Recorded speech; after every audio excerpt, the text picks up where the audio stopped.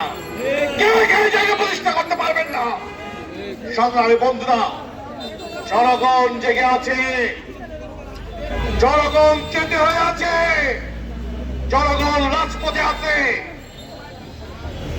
গত 5 তারিখের অভ্যুত্থান পরবর্তীকালে নিশ্চয়ই ব্যাপারটা এমন নয় যে বিএনপি তার রাজনৈতিক কোন কর্মসূচি অথবা বিএনপির কোন সাংগঠনিক হেটামের কারণে শেখ হাসিনার কিন্তু পতন হয় নাই।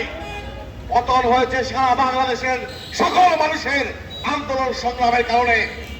অতএব বিএনপির নাম ভাঙা যদি কেউ নারায়ণগঞ্জকে অশান্ত করার চেষ্টা করা হয়, তার বিরুদ্ধে তার ভাঙা জবাব দেওয়া হবে।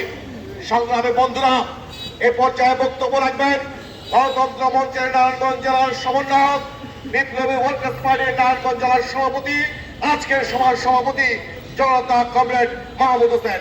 এখন বক্তব্য রাখছেন জনতা কমরেড মাহমুদ হোসেন।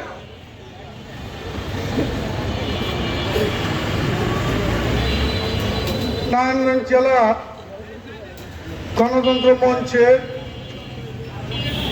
ছাত্র জনতা শ্রমিক কৃষক মেহনতি মানুষের গণ অভ্যুত্থানে আকাঙ্ক্ষা পূরণের লক্ষ্যে এবং সন্ত্রাস চাঁদাবাজ দূরকরণের লক্ষ্যে গণতন্ত্র মঞ্চের নারায়ণগঞ্জ জেলার আহ্বানে আজকের এই সমাবেশে গণতন্ত্র মঞ্চের নেতৃবৃন্দ, বাংলাদেশের ওয়ার্কার্স পার্টির পলিট ব্যুরোর সদস্য, নারায়ণগঞ্জ জেলার সাধারণ সম্পাদক কমরেড আবু হাসান টিপু,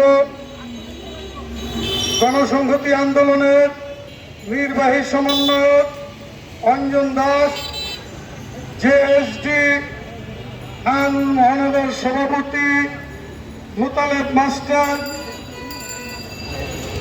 এবং নারায়ণগঞ্জ মহানগরের জেএসডি নারী নেত্রী তাবাসসুম সহ এখানে শ্রমিক, বিভিন্ন যুবক এবং স্বাগত বন্ধুরা,